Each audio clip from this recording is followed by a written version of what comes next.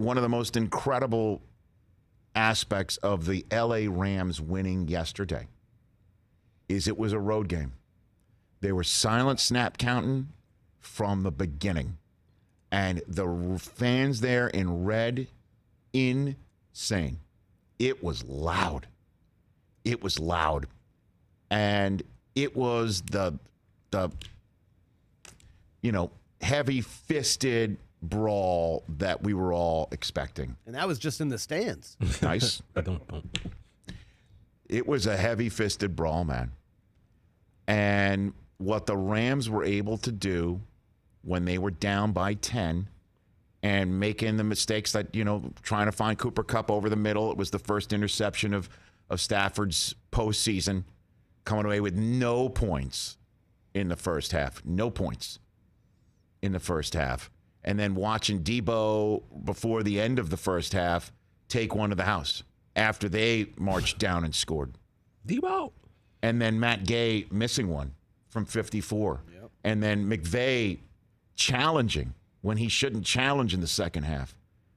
When on third down, right around midfield, the Rams did finally stop San Francisco, and he challenged to see if there was a fumble. And I don't know who in his staff told him that Juszczyk had fumbled, but no angle showed him losing the at ball. all. It was just not even. It was just the last time out and his last challenge. So it had like that feel of this might not be the Rams' day again. Certainly when Kittle hit the back of the end zone, and Jimmy G was not making the bad mistakes. Yeah. He was the run game was not being not as dominant as wasn't. we've seen. I know, and that was what was going for the Rams as well, is that we weren't seeing the Niners rack up all of these rush yards. And it felt like the Rams were up by 3 scores, but it also looked like they couldn't win this game down 10 because the Niners kept churning out the first downs and moving the chains and moving the sticks. And it just seemed like the defense was just letting the chains get moved as best they tried to stop it, figuring that Jimmy G's going to make the mistake and just banking on that. But now you're down 10. That's when Stafford went to work. Stafford and that offense went to work. Kupp scores a second time. This guy who supposedly was supposed to pack it in big games didn't pack it in again. Found Kupp again when the whole world knows he's looking for him. MVP Cooper Kupp. That's possible. Should be. He should be. 2 more touchdowns for Cooper Kupp.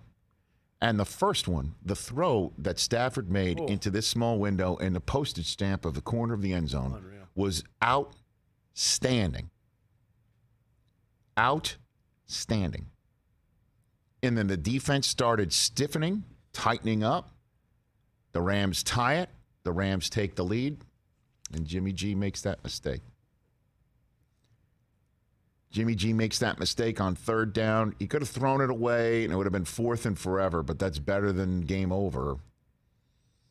That's better than game over. Tough to do that with Aaron Donald in your face. Understood. Threw it away, made the mistake. And the LA Rams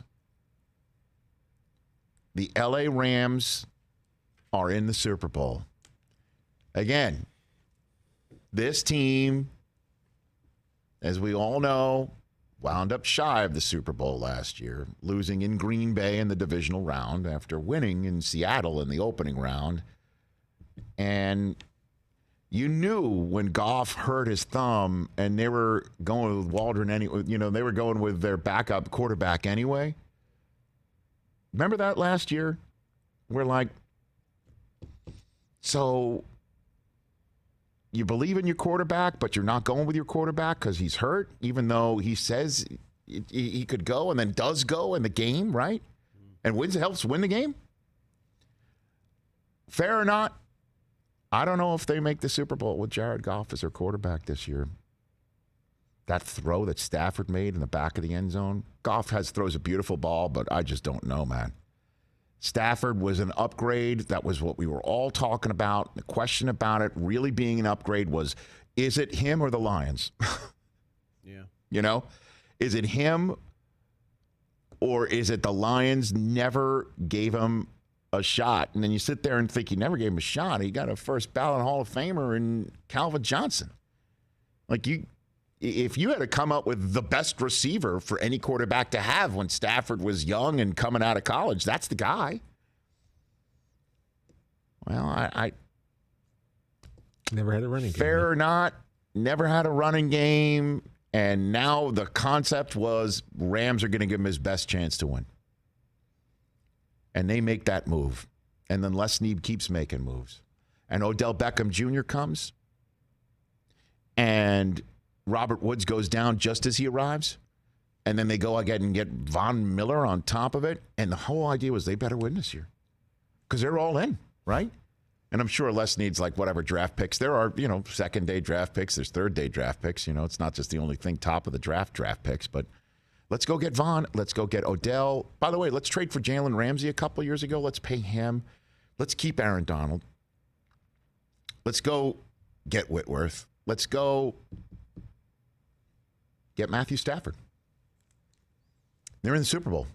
They had to be after all that, right? They're in the Super Bowl. With stars galore. And that's why that number, what is it, 4 right now, you said, in Las Vegas? The opening line? Rams favored by 4. That's only going to go up. It's only going to go up. Opened last night at 3.5, now 4 this morning. And that was must-win territory in so many ways, obviously, when you have everything at stake. But for the Niners to come in, I kept saying it, the Niners to come into their building and win it and eliminate them and win 7 straight games against them and then play the Super Bowl in their building and then maybe win the Super Bowl in their building would be something the Rams could never come back from in the history of their rivalry. That will always be there forever. And that's what was at stake last night. And the Rams put their foot in the ground down 10. And they went ahead and won it. Can I ask you something about if you could feel this in the building? Do you think McVay kind of had an so-so game? He had an off night. I mean, like those. I didn't understand those challenges. Everybody must have. For anybody to get in his ear, and normally they have this thing down pat. Yeah. Normally they're very good at this sort of thing, but just like that's a fumble. Somebody's like, okay, I'm throwing it out there. It was impetuous, and turned it over.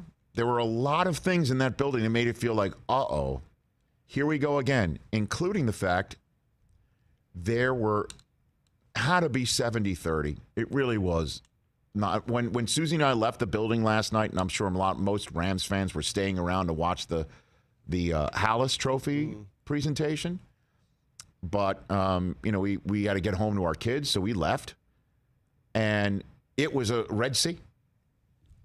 It was as if we were leaving a home game for the 49ers. And the Rams knew it. They were very sensitive to the subject matter all week long. Whitworth is one of the many Rams who were, talking about this. His wife was tweeting out, don't sell your tickets. And the Rams were very sensitive to this.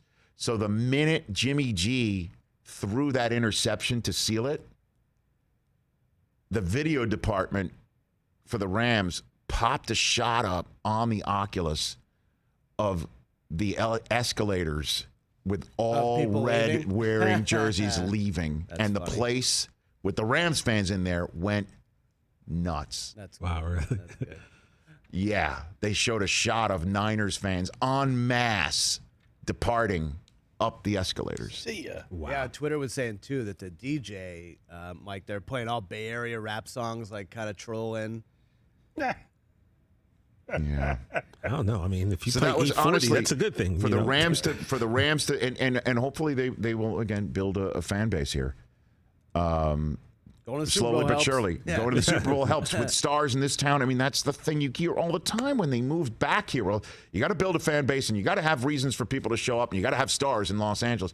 Well, how does Odell Beckham and Von Miller and Matthew Stafford and Cooper Kupp and Jalen Ramsey try those guys on for size? How does that sound? Hey, you watched all the way to the end. Thanks for that. Watch more right here.